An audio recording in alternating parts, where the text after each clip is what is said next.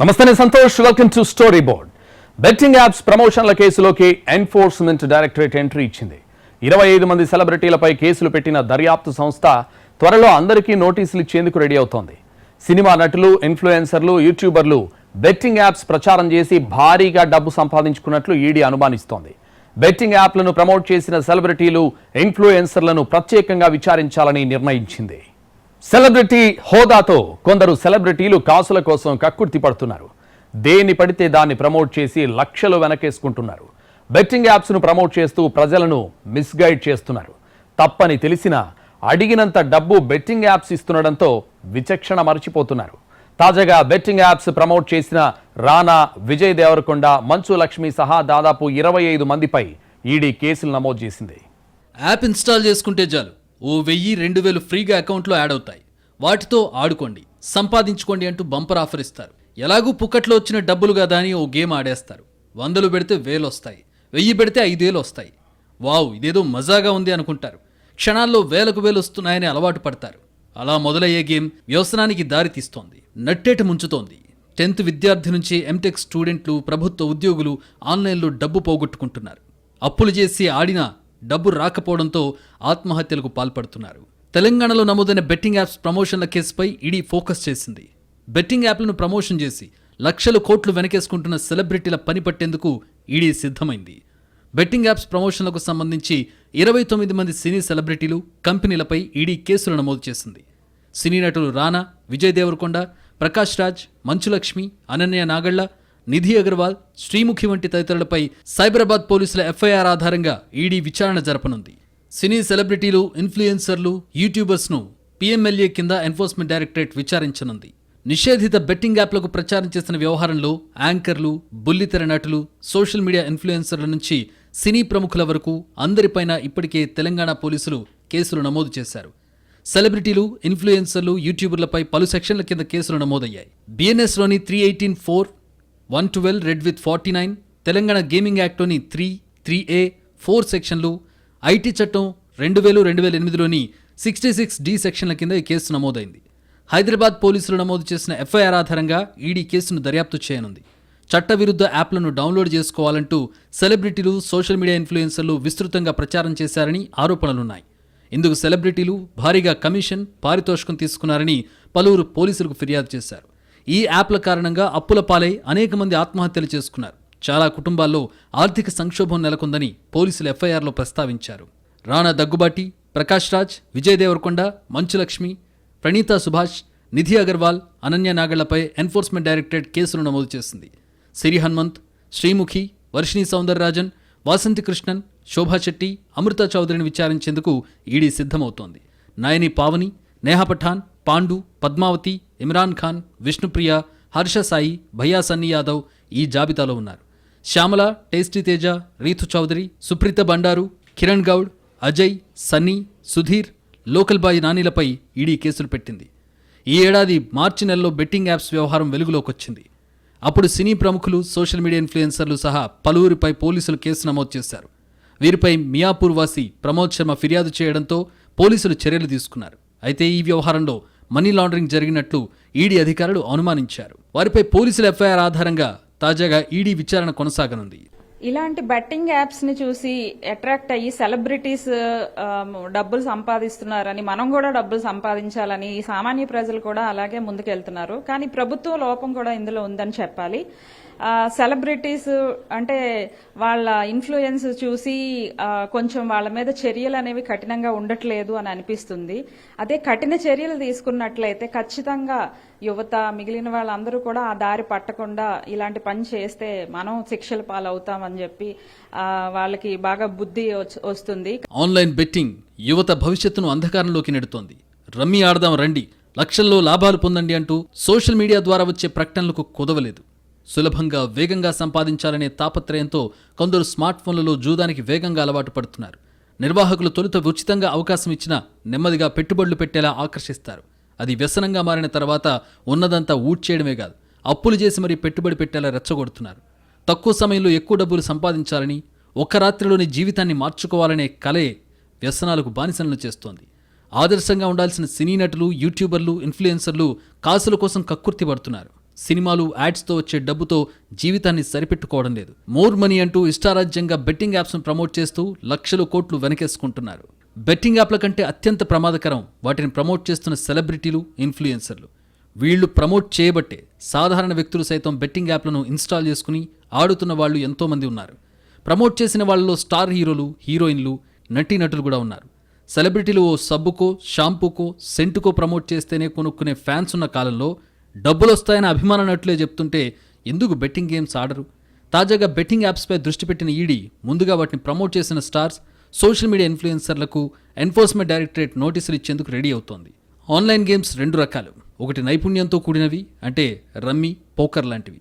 ఆడే వ్యక్తి తెలివి ఆధారంగానే గెలుపోవటం ఉంటాయి. రెండోది అదృష్టాన్ని నమ్ముకుని ఆడేవి. క్రికెట్ బెట్టింగ్, లాటరీ లాంటివి ఈ కోవలవే. అందులోనూ స్పోర్ట్స్ బెట్టింగ్ మరింత ప్రమాదకరం. ఒకసారి గెలిస్తే ఇక వదలరు, మరింత పెట్టమంటారు. లావాదేవీలు ఓ ఇంటర్నేషనల్ అకౌంట్లో జరుగుతాయి. గెలిస్తే తీసుకోవడం కష్టమే, కానీ ఓడిపోతే మాత్రం 100% అకౌంట్ ఖాళీ అవడం ఖాయం. సూత్రధారులు ఎక్కడో ఉంటారు. వందల కొద్దీ యాప్లుంటాయి. పూటకొకటి పుట్టుకొస్తుంది. కానీ నిర్వాహకులెవరో మూడో కంటికి తెలియదు. వేల కోట్ల రూపాయలు చేతులు మారుతుంటాయి. బెట్టింగ్ యాప్ ప్రమోటర్లపై కేసులు పెట్టారు.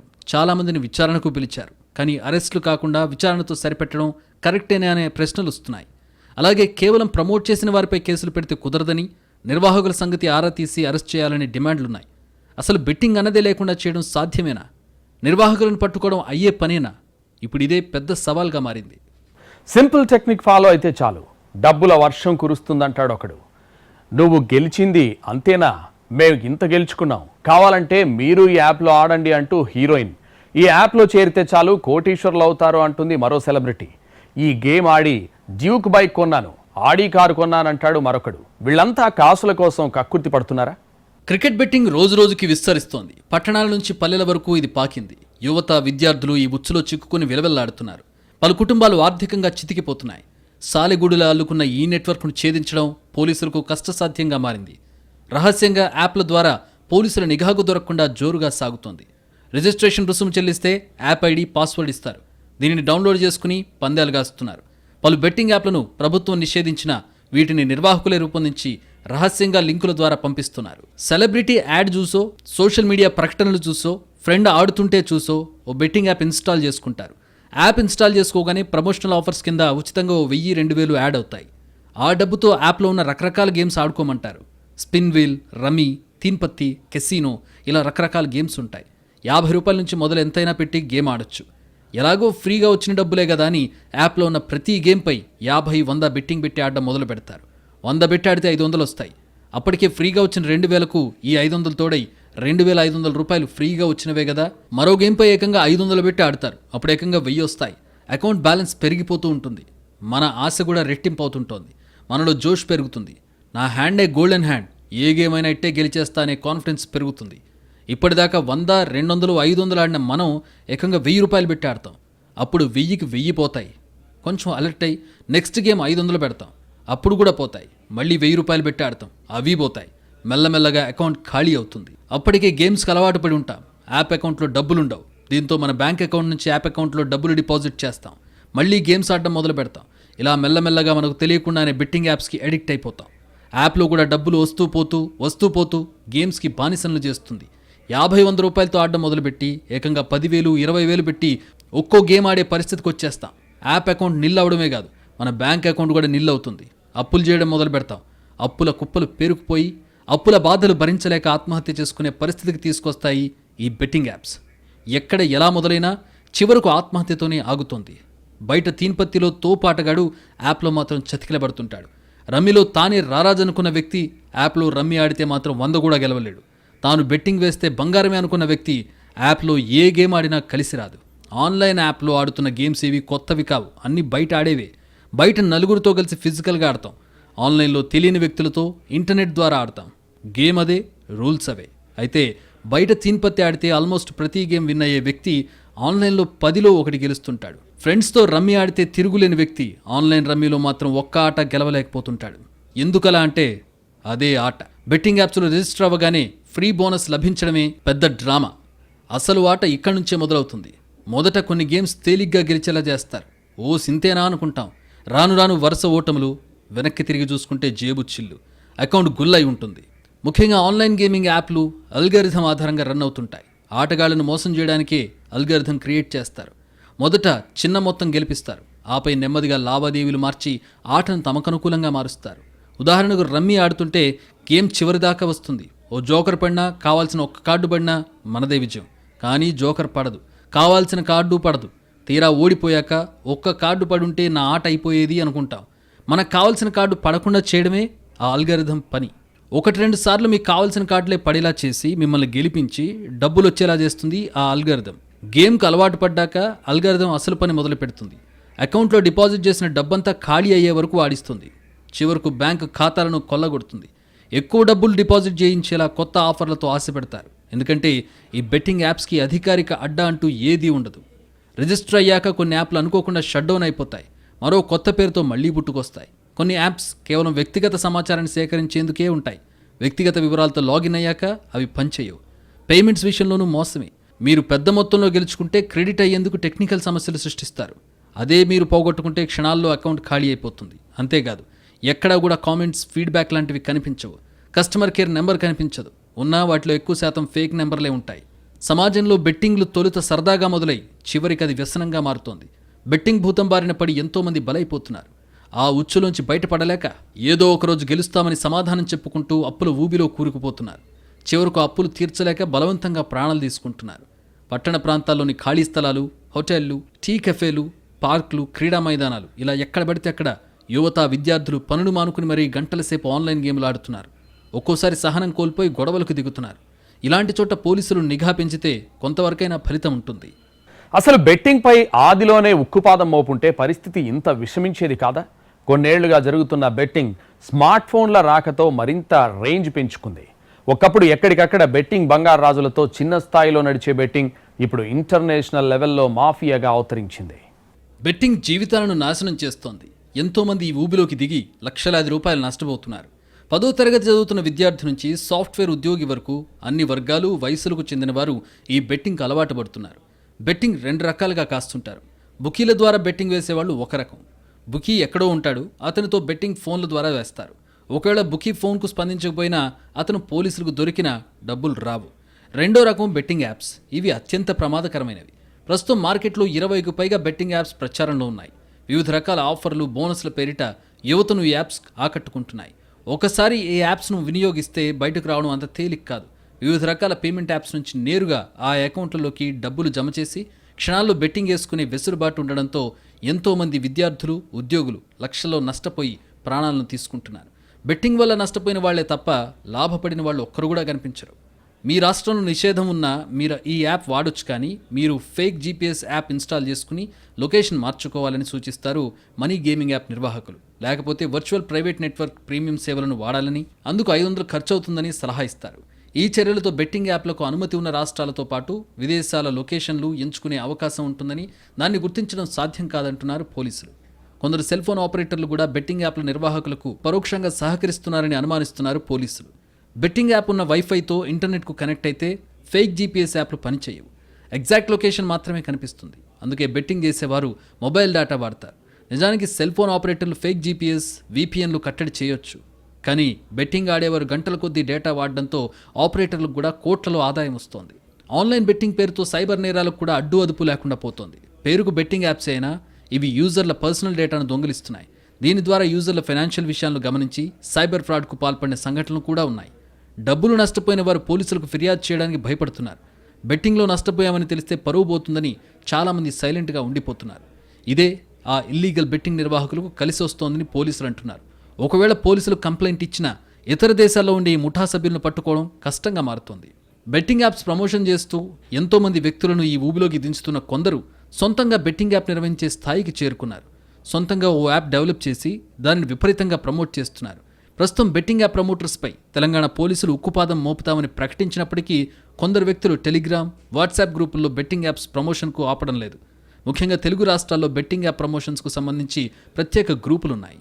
100 రూపాయలు ఇన్వెస్ట్ చేస్తే చాలు, నిమిషాల వ్యవధిలో 1000 రూపాయలు మన అకౌంట్లో చూపెడతారు. కూర్చున్న దగ్గరే అది గంటల్లోని లక్షాధికారి కావచ్చని, కోటీశ్వర్లు అయిపోవచ్చని మనకెక్కడ లేని ఆశలు చూపెట్టి ఉచ్చులోకి దింపుతారు. బానిసలుగా మార్చేసుకుంటారు. జేబులు ఖాళీ చేసి, ఇల్లు గుల్ల చేసి చివరకు మన బతుకులను రోడ్డు మీద కీడుస్తారు. ఇది బెట్టింగ్ యాప్స్ దందా. ఇప్పుడు ఏ గల్లీలో చూసినా ఏ అడ్డాలో చూసినా యువత వీటి చుట్టే తిరుగుతున్నారు. సెల్ ఫోన్లో యాప్స్ డౌన్లోడ్ చేసుకుని బెట్టింగ్ ఆడడం, గేమ్స్ ఆడడంపైనే గంటలు టైం వెచ్చిస్తున్నారు. చివరికి నిండా మునిగి ప్రాణాలు పోగొట్టుకుంటున్నారు. బెట్టింగ్ యాప్స్ వల్ల అప్పుల పాలై ఇప్పటికే 1000 మంది బలైపోయారు. ఇందులో యువతతో పాటు చిరు వ్యాపారులు, చిన్న చితక ఉద్యోగులు కూడా ఉన్నారు. బెట్టింగ్ యాప్స్తో అప్పుల పాలై కుటుంబాలు రోడ్డు మీదకు వస్తుండగా కొందరు అప్పులు తీర్చే మార్గాలు తెలియక బలవన్మరణాలకు పాల్పడుతున్నారు. డబ్బులు కాసిపడి ముఖ్యంగా యువత ఆ యాప్స్లో డబ్బులు పెడుతున్నారు. మొదట్లో కొంత మొత్తం ఆ యాప్స్ నుంచి వస్తుండడంతో అందుకు ఆశపడి అదే పనిగా పెద్ద మొత్తంలో డబ్బులు పెట్టి నష్టాల పాలవుతున్నారు. చివరికి అప్పులు తీర్చలేక ఆత్మహత్యలు చేసుకుంటున్నారు.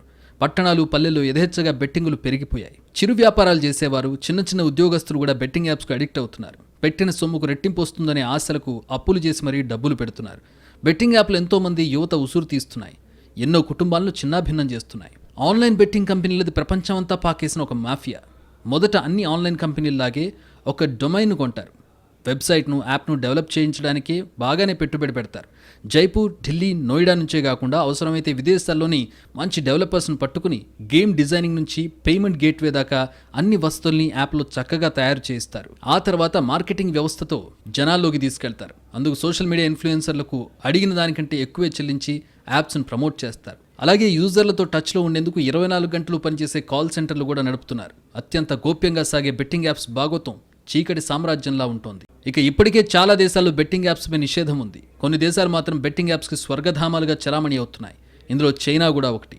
ఇండియాలో నేరుగా బెట్టింగ్ యాప్స్ నడిపించకపోయినా ఆర్థిక మద్దతు, టెక్నాలజీ సపోర్ట్, డిజిటల్ మార్కెటింగ్ ద్వారా జూద వ్యాపారంలో కీలక పాత్ర పోషిస్తోంది డ్రాగన్ కంట్రీ. వ్యాపారాల మీద, పెట్టుబడుల మీద విపరీతంగా పన్ను మినహాయింపులిచ్చే సైరస్, మాల్టా లాంటి దేశాలు గ్యాంబ్లింగ్ కంపెనీలకు కేరఫ్ లాంటివి. అందుకే అధిక పక్షం బెట్టింగ్ యాప్స్ అక్కడి నుంచి ఆపరేట్ అవుతున్నాయి. దీంతో ఈ బెట్టింగ్ మాఫియాను కట్టడి చేయడం దర్యాప్తు సంస్థలకు సవాల్గా మారుతోంది.